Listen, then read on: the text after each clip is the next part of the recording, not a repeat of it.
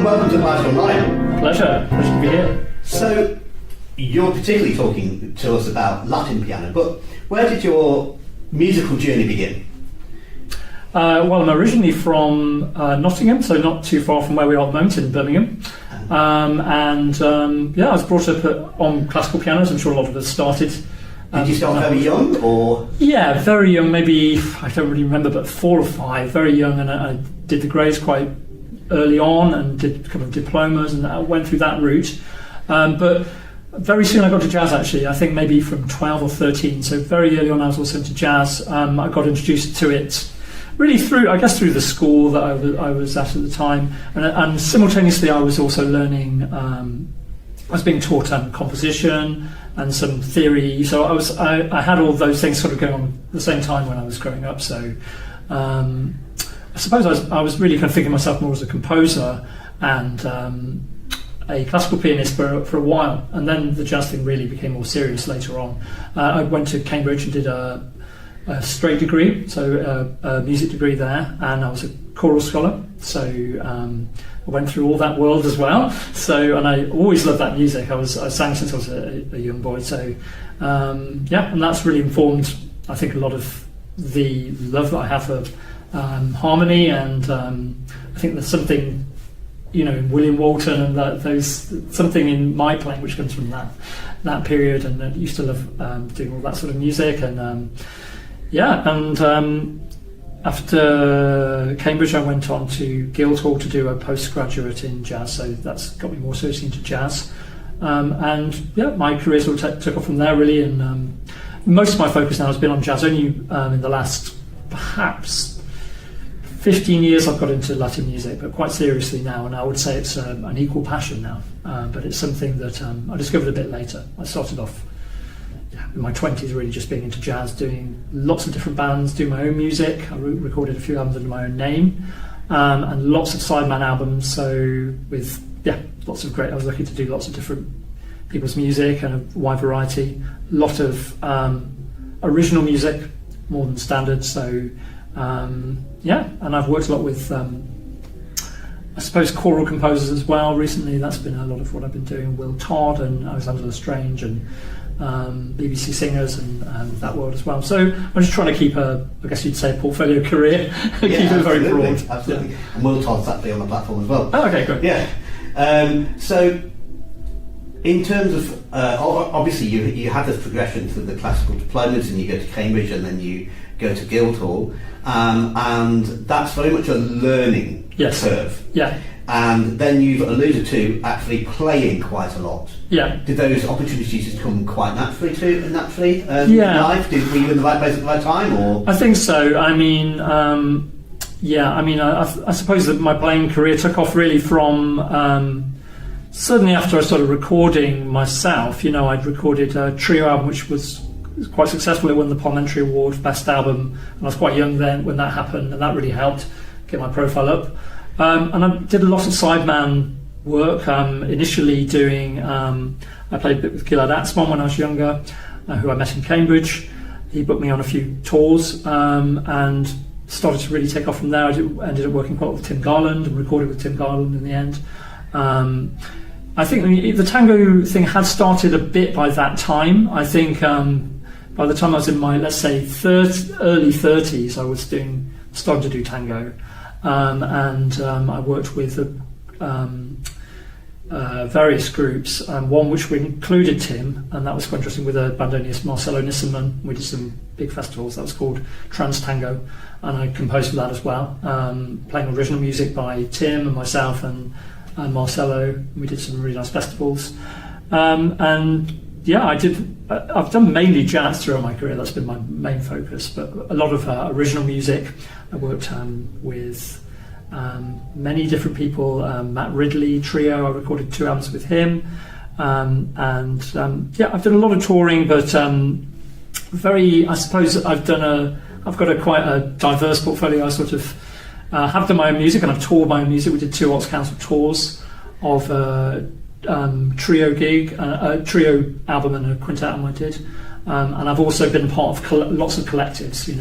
I was part of I still am part of a collective called Solstice, which is a sextet, and we had like a 20-day Arts Council tour a few years ago. We were all writing for that, so I'm involved with lots of these originals projects, and that's kind of where I've really become known for, I guess, as well as playing Latin music more recently. Yes, and your knowledge of specific styles and specific rhythms, specific endings, specific orchestras is superb.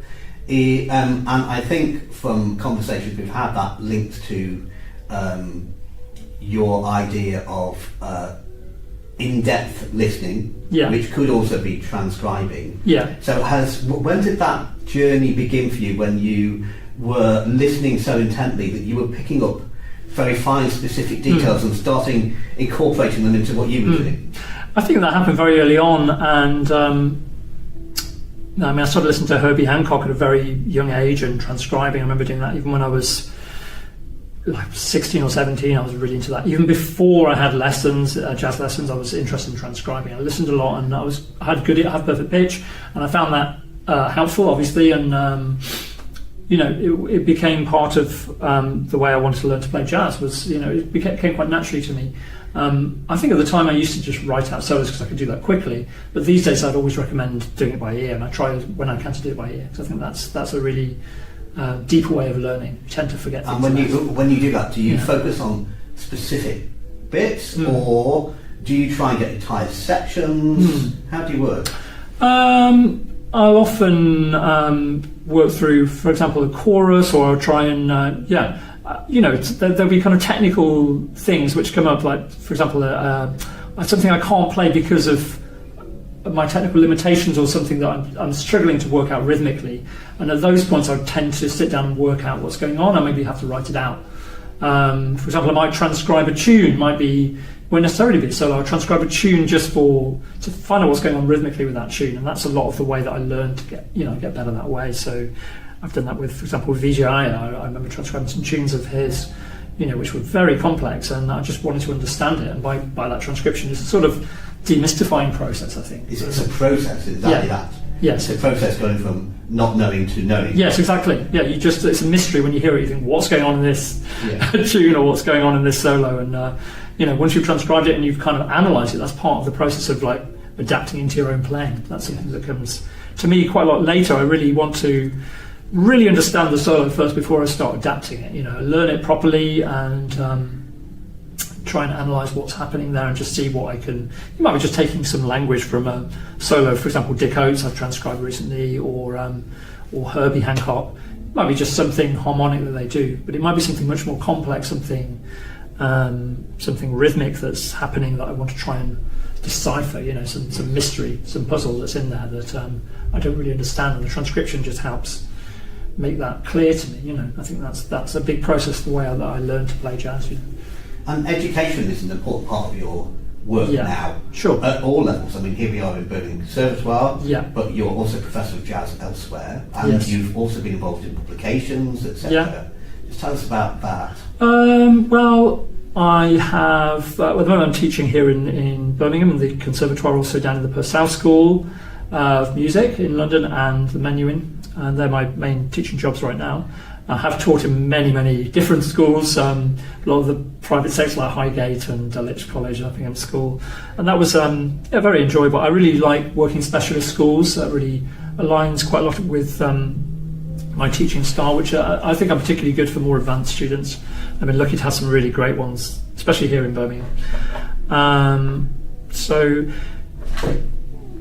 feel in terms of publications, I've recently been on the ABRSM. I recorded the ABRSM jazz syllabus, the new jazz syllabus that's coming out. So that's the grade 6 to 8. So that was fun to do that. I didn't write any pieces for it, but I played on it. And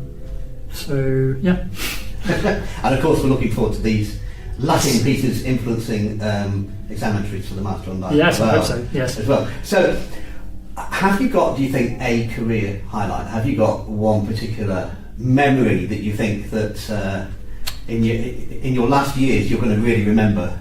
Yeah, there's a few things, but the one that comes to mind is maybe it's the nerves that made me remember it. But it's going on to King's Place Hall 1 to a dark room and like playing an original composition of mine. That was one of those moments where to a completely full hall there, which is a scary moment, you know, when I suppose I was about 30, you know, playing original composition which opened this show with Tim Garland and some other heroes of mine, you know, and having to play solo piano, and it was an incredible gig, but just that moment of you know, sort of exposing yourself, isn't it, when you play in that kind of you know, it's very fragile, especially playing solo. I think that solo is things I always remember, so that's certainly one that comes to mind. But obviously all the tours I've done have been great, particularly the work I've done with Tim Garland, and my own groups, of course, you know, so recording with Junior Arguelles, which I did in my last album, was a great privilege for me, someone I've always loved as a musician. I had his album since I was a young child, so playing with him was amazing. I managed to record with him, we toured together, so that was really great fun as well. And just hearing how he brought my compositions to life, and you know, just going on the road with him was really fun. So you mentioned those nerves. Is performance anxiety something you have to work through, or have you always been so focused on perhaps communicating the music that it's not been about you, it's about the music perhaps? That's definitely how I feel. I definitely think it's about the music. I tend to get nervous. There's two moments when I get nervous, and one is when it's solo, when I'm doing a solo performance. Particularly, like in the last few years, I've been doing these Piano Week courses, and there's a solo recital there, and you know, having a front row full of incredible classical pianists and trying, you know, who can see all your technical flaws. Obviously, you know, understandably, it's easy to get nervous in those circumstances.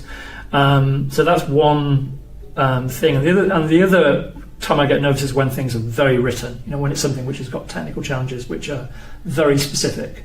I have done some classical things, more classical crossover things, and then I feel a bit of the nerves, you know, because you know there's certain things which need to be there. But I do find in jazz, for me now, I've played so many gigs that it becomes kind of quite comfortable, especially when I'm playing with other musicians. Even it's not really dependent on the size of the crowd. You know, I remember I played in Poland there's 25,000 or 30,000 people in this huge castle, and I didn't feel any nerves because I knew all the music. We were playing with the band, we were having a good time. It could be like you're playing in somebody's front room. So to me, it's more about the musical content. You know, jazz to me is a place of liberation. You know, somewhere where I can really express myself, and I don't feel like I'm going to play wrong notes. And the same with tango. Actually, I feel the same with tango these days. I mean, I do some projects like playing with the London Tango Orchestra, and there it's all written. You know, but I still feel if I know that music well enough, I still feel comfortable. You know, I'm comfortable with these people, and they know that if I make a mistake, then I know where I am. There's some kind of harmonic thing to hold on to. There's a bit of improvisation within that style, so it's still comfortable enough for me. The most where I feel nervous about when it's completely written. You know, there's high expectation on getting things right. Yeah. So have you got maybe one pearl of wisdom you would share for somebody aspiring to be a musician? Maybe a jazz musician, maybe a Latin musician, maybe a professional pianist? Well, the most important thing I'd say, having as well as played, I've taught for many years now quite seriously in some really great places. I've been very lucky to teach them some of the very best pianists in the country who've gone on to the Academy and here in Birmingham have gone on to win prizes.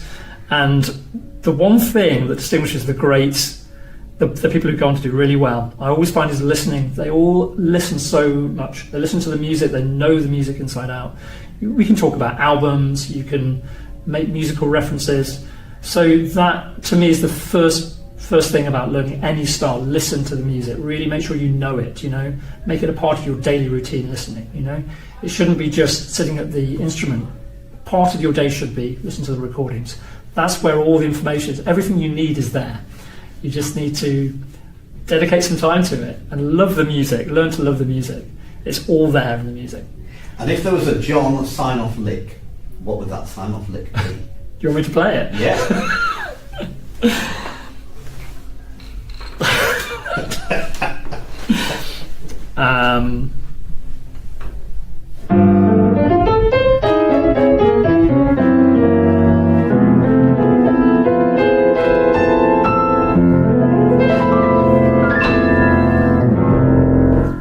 John, thank you very much.